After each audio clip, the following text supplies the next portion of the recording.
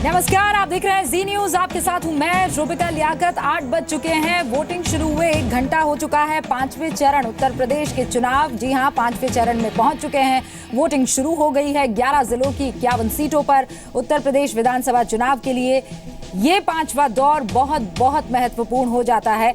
1 घंटा, जैसे मैंने आपको बताया, पूरा हो चुका है। सुबह से ही पोलिंग बूथ के बाहर मतदाताओं की अच्छी खासी कतार देखने को मिल रही है। कई जगह से खबर ये आ रही है कि ईवीएम मशीन ठीक से काम नहीं कर रही है। कई जगह पर अधिकारी थोड़े लेट पहुंचे हैं, लेकिन कुल मिलाकर असर ये है कि शुरुआत में ही लोग अपने हक का, अधिकार का इस्तेमाल करने के लिए लंबी कतारें लगा रहे हैं। दिन चढ़ने के साथ ही लाइन और लंबी होने की उम्मीद जताई जा रही है। तो 1,82,00,000 वोटर्स, 607 उम्मीदवारों की आज किस्मत का फैसला करेंगे। इसमें से 40 तो महिला उम्मीदवार भी हैं। और आज के दौर में गांधी परिवार के गढ़ अमेठी में भी वोटिंग हो रही है। वहां पर बीजेपी से तो सामना है ही, लेकिन अपनी ही सहयोगी पार्टी समाजवादी पार्टी से भी सामना करना होगा कांग्रेस को। तो कांग्रेस उपाध्यक्ष गांधी, जो राहुल गांधी हैं, उनके संसदीय क्षेत्र अमेठी में सुबह से ही पोलिंग बूथ पर मतदाताओं की लंबी लाइनें लग रही है। ये तस्वीर आपके सामने है 3। गोंडा में भी सुबह लोग वोट डालने के लिए पहुंचे। अयोध्या में भी वोटिंग के लिए सुरक्षा के कड़े इंतजाम है। आपको पता है 2000 से ज्यादा अति संवेदनशील इलाके और बूथ जो है वो घोषित किए हुए हैं। लेकिन ये 3 तस्वीरें टेलीविजन स्क्रीन पर आपके सामने, जो ये बताती है कि मतदाता बहुत उत्साहित है अपना फर्ज निभाने के लिए। अमेठी में भी समाजवादी पार्टी के उम्मीदवार गायत्री प्रजापति वोट डालने के लिए पहुंचे। वो तस्वीर अब से कुछ ही देर में आपके सामने होगी। खुद पर लगे रेप के आरोपों का फैसला जनता के दरबार में होने का दावा भी उन्होंने किया। देखिए, कुछ नहीं, आज जनता की अदालत सबसे बड़ी अदालत है। मैंने कहा था कि जनता की अदालत में जा रहा हूँ और जनता आज फैसला चुन देगी। सच सच होता है, झूठ झूठ होती है। और अगर इन 11 जिलों के आप बाशिंदे हैं, यहाँ पर रहते हैं, 52 सीटों पर आपको भी फैसला, 51 सीटों पर आपको भी अगर फैसला करना है, आपके हक का इस्तेमाल करना है, तो प्लीज जाइए, वोट कीजिए और एक सेल्फी लीजिए। #UP Round 5 पर हमें ट्वीट कर दीजिए। हम पूरी कोशिश करेंगे कि आपकी ये सेल्फी, आपकी ये तस्वीर हम आपके चैनल जी न्यूज पर दिखाएं। तो यूपी के 5वें दौर के चुनाव पर चर्चा के लिए हमारे साथ 2 वरिष्ठ पत्रकार यहां स्टूडियो में मौजूद हैं। उमाकांत लखेड़ा साहब, उनके अलावा TR रामचंद्रन साहब भी यहां पर मौजूद है। यूपी के चुनाव पर चर्चा के लिए हमारे साथ बहुत स्वागत है सर आप दोनों का। हमारे अलग अलग रिपोर्टर्स मौजूद हैं। विशाल पांडे फैजाबाद से हमारे साथ मौजूद है और दीपाली हमारे साथ अमेठी से बनी हुई है। दीपाली, मैं सबसे पहले आपके पास आऊंगी और ज़रा वहाँ का हाल जानना चाहूंगी। दीपाली, किस तरीके से सुबह अमेठी ने इस 5वें चरण का स्वागत किया है?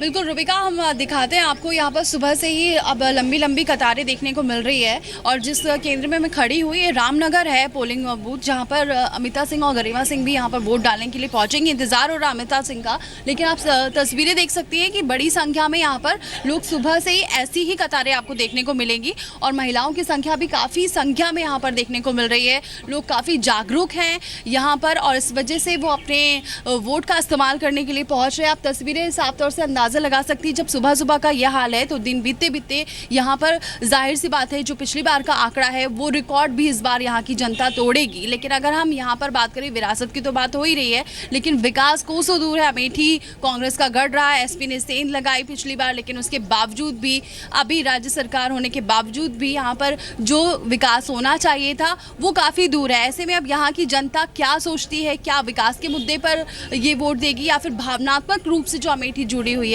उसी मुद्दे पर वोट देगी, ये देखने वाली बात होगी। लेकिन रूबिका, अंदाजा लगाया जा सकता है कि किस तरीके से यहाँ पर अमेठी की जनता जागरूक है अपने वोट को देने के लिए।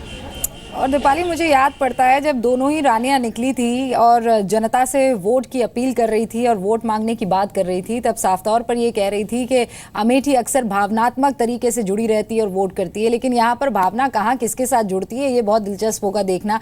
और फिर समाजवादी पार्टी और कांग्रेस आमने सामने है ही। दीपाली, मैं आपके पास भी आऊँगी, विशाल आपके पास भी, लेकिन एक बार ज़रा स्टूडियो में हमारे साथ जो खास वरिष्ठ पत्रकार बने हुए हैं उनसे बातचीत कर ले इस मसले को लेकर।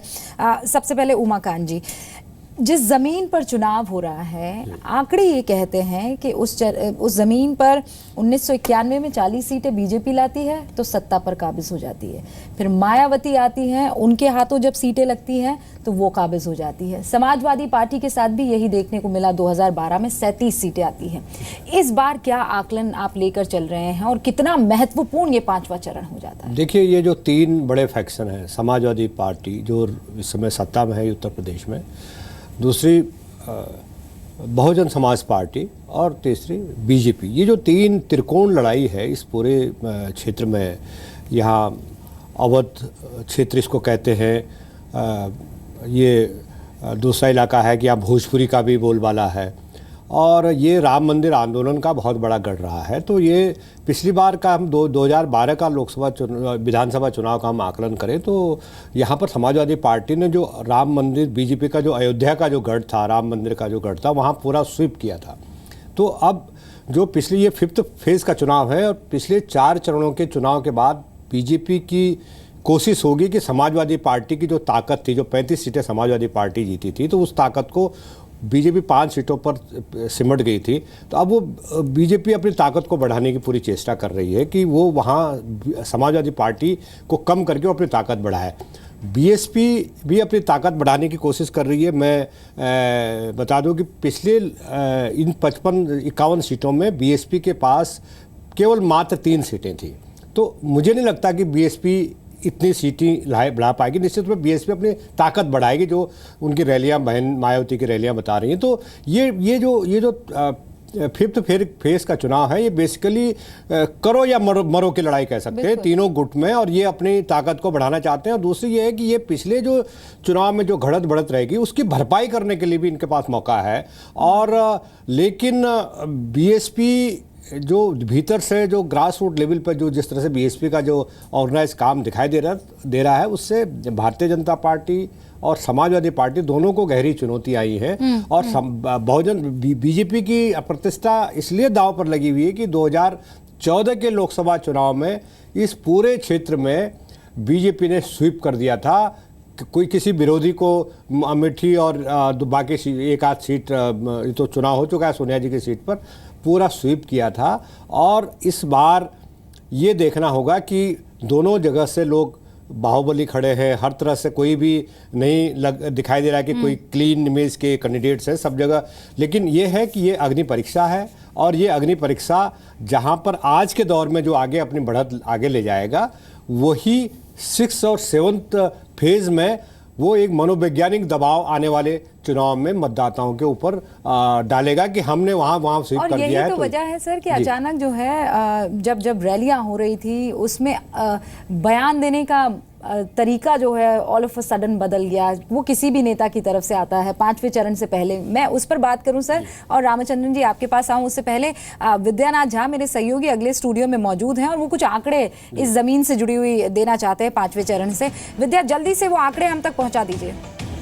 रूबिका, बहुत तेजी से मैं आंकड़े बता रहा हूं, और जिस बात को लेकर आप लोग अभी स्टूडियो में बैठकर बात कर रही थी कि दरअसल बीजेपी कैसे इस बार के दौर में किस तरीके से वो फाइट में आ गई है, यानी कि 2007 की अगर बात कर लें, 2012 की अगर बात कर लें, तो बीजेपी इस तरीके से मैदान में नजर नहीं आ रही थी। लेकिन 2014 का लोकसभा चुनाव जीतने के बाद बीजेपी अब टक्कर दे रही है, यानी कि इस बार यह कहा जा रहा है कि बीजेपी यहां से सीट निकाल सकती है, क्योंकि जिन 11 जिलों में 11 लोकसभा सीटों की बात हो रही है, वहां पर 10 सीटों पर अगर बात करें तो बीजेपी ने 2014 में कब्जा जमा लिया था। 10 सांसद यहां से निकलकर आए थे बीजेपी के। समाजवादी पार्टी का सुपड़ा साफ हो गया था, बीएसपी का सुपड़ा साफ हो गया था, कांग्रेस राहुल गांधी की सीट बचा पाई थी, इसके अलावा और किसी के हाथ कुछ नहीं लगा था। तो यही वजह है कि यहां जिन 11 जिलों में 51 विधानसभा सीटों पर चुनाव आज हो रहा है, जहां पर मतदान हो रहा है, वहां पर बीजेपी भी फाइट में है। और यह कहा जा रहा है कि 5 से ये न जाने बीजेपी कितना ज्यादा इस स्कोर को बढ़ा दे।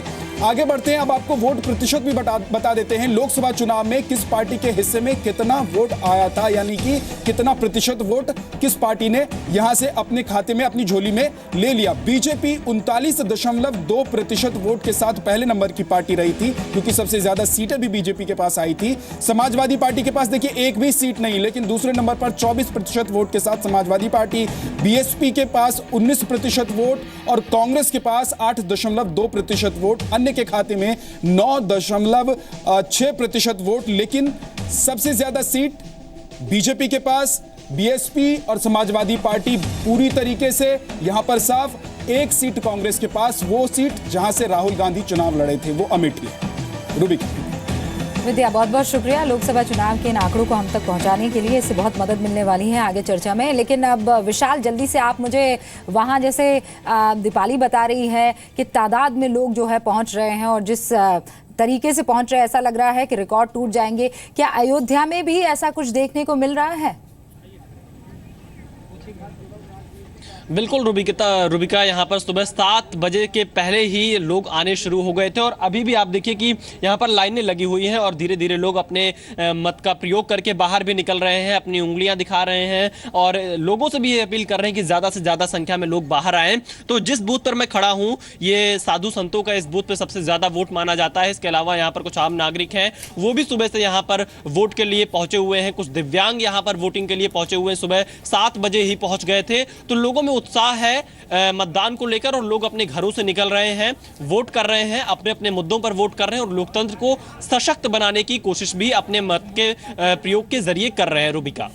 विशाल, अब आप वहां पर बने रहिए और तस्वीर हम तक पहुंचाते रहिए। कोशिश कीजिए कुछ वोटर्स से भी बात करने की। मैं आऊंगी आपके पास, लेकिन अब जरा रामचंद्रन जी का रुख कर लेते हैं। श्रावस्ती, बलरामपुर, सर सुल्तानपुर, अंबेडकर नगर, यहाँ पर 2012 में समाजवादी पार्टी ने इन्हीं जिलों में से इन 4 सीटों पर क्लीन स्वीप कर दिया था, लेकिन ठीक उल्टा उस लोकसभा में देखने को मिला है।